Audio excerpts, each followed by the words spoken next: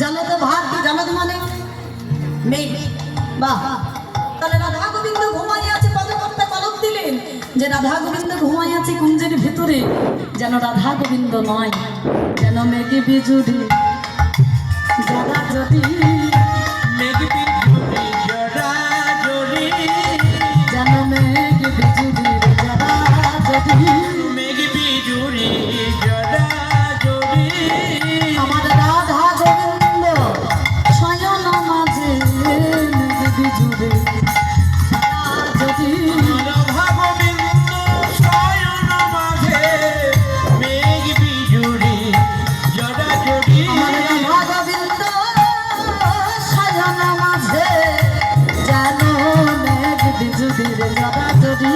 আমার রাধা গোবিন্দ শয়ন মাঝে ওগো যাই রে সুহার বলিহার, আমার রাধা গোবিন্দ শয়ন মাঝে যাই যাই সুহার বলিহার, রাধা গোবিন্দ শয়ন মাঝে যাই যাই সুহার বলিহার, রাধা গোবিন্দ শয়ন মাঝে ওগো যাই যাই সুহার বলিহার,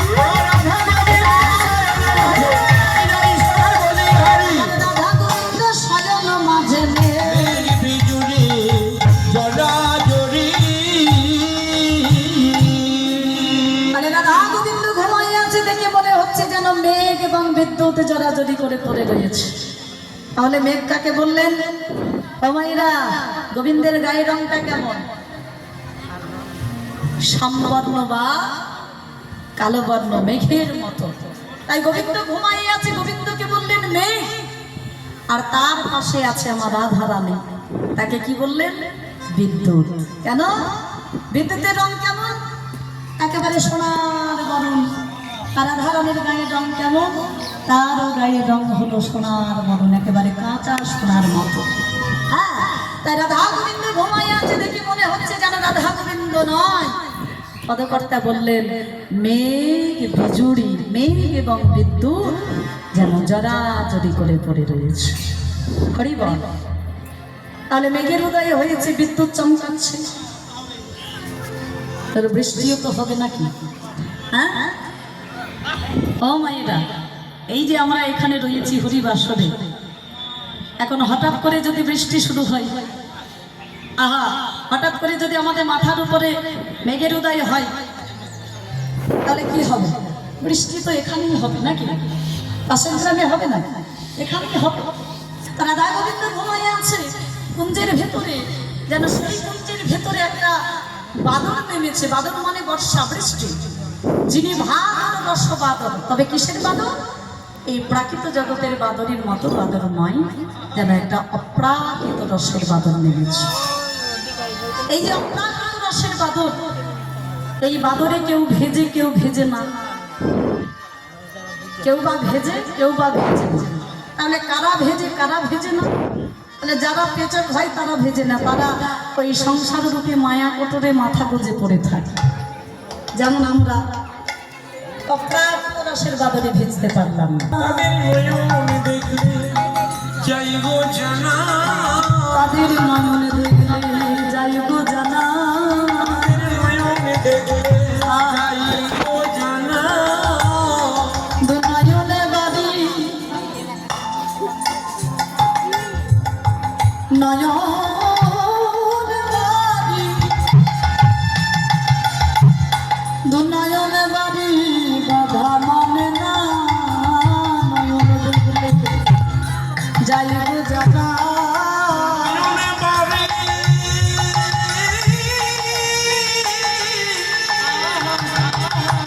বাড়ি বাধা মানে না, নয়ন দেখলে যাই গো জানা।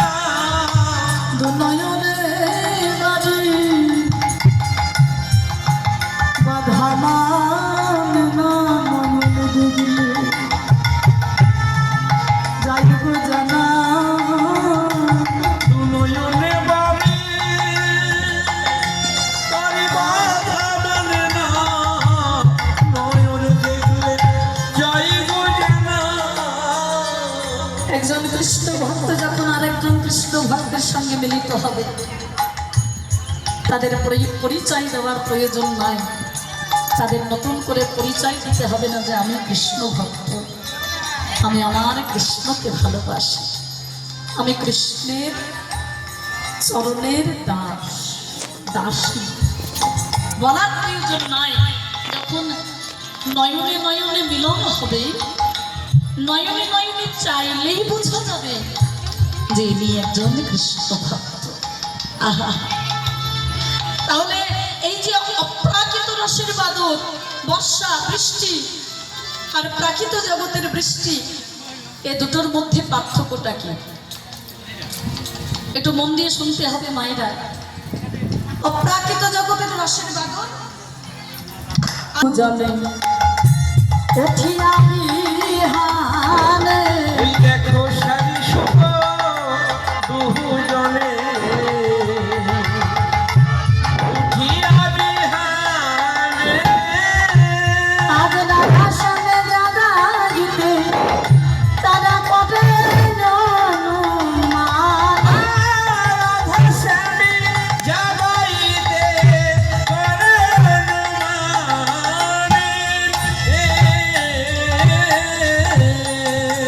এখন যেই সুখসারীকে দায়িত্বটা দেওয়া হলো, সুখসারীকে বললেন ওগো সুখসারী আমাদের রাধা গোবিন্দকে জাগিয়ে দাও। বলে তোমরা থাকতে আমরা কেন জাগাবো? হ্যাঁ, বলে আমরা পারছি না, তোমরা জাগিয়ে দাও।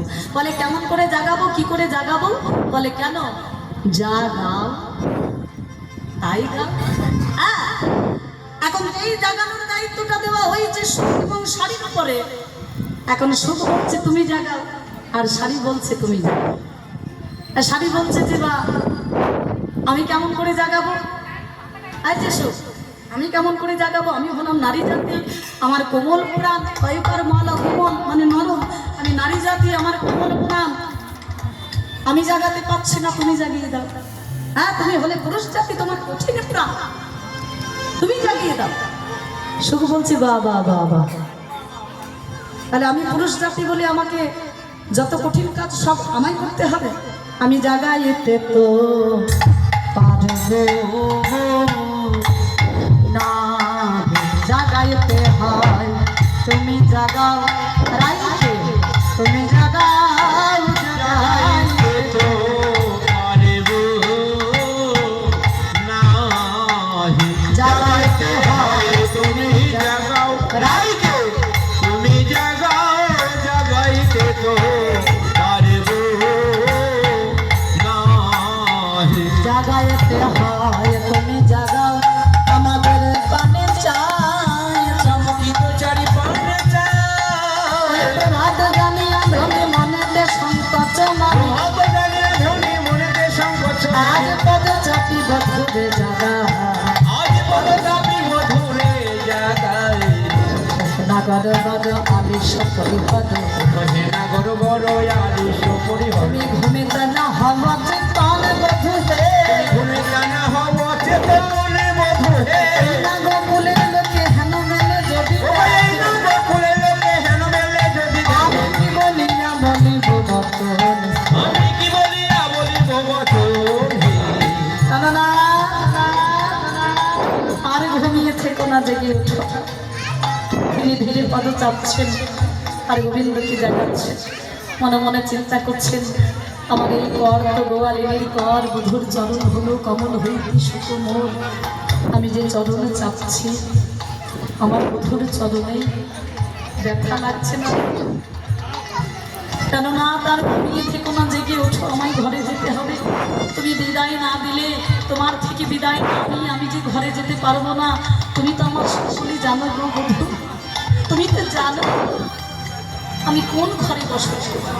বাবা শ্বশুর করলো উচ্চ দুই সমতুল্য, আমার শ্বশুর হলো উচ্চ দুই সমতুল্য, তাই হে বালাই ফুলের কাবিনী, আগে বাবাই কুলের কামিনী, বড় মনে এই ভয়ে পাছে ফুলে ও বড় মনে এই ভয়ে পাছে ফুলে কালি রয়, আমার পাছে লোক বলে কলঙ্কি, আমায় পাছে লোকে বলে কলঙ্কিনী, কেননা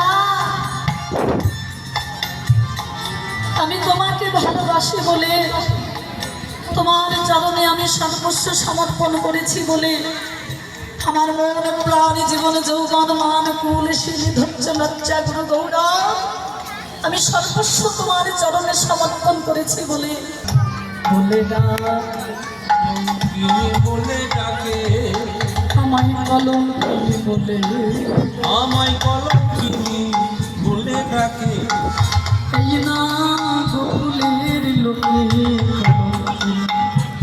বলে ডাকে এই না গোকুলের লোকে কলঙ্কিনী বলে ডাকে না, এই বৃন্দাবনের সবাই আমায় কলঙ্কিনী বলে গো, তাতে আমি কোনো দুঃখ পাই না, কষ্ট পাই না। কেন জানো? অনেকেই আছে যারা আমায় কলঙ্কিনী বলে বটে, কিন্তু কলঙ্কিনী বলার আগে আমায় একটা নাম বলে। কি নাম বলে জানো বধূ? কৃষ্ণ কলঙ্কিনী বলে ডাক, কৃষ্ণ কলঙ্কিনী বলে ডাকে কৃষ্ণ কলঙ্কিনী বলে ডাক। কৃষ্ণ কলঙ্কিনী বলে ডাকে এই না গোকুলে লোকে কৃষ্ণ কলঙ্কিনী বলে ডাকে। এই না গোকুলের লোকে কৃষ্ণ কলঙ্কিনী বলে ডাকে এই না গোকুলের লোকে কৃষ্ণ কলঙ্কিনী বলে ডাক। এই না গোকুলের লোকে কেউ তো ছেড়ে কোথায় আমায় বলে না গো, এই না গোকুলের আমায় বলে না গো। এই না গোকুলের লোকে কৃষ্ণ কলঙ্কিনী বলে ডাক।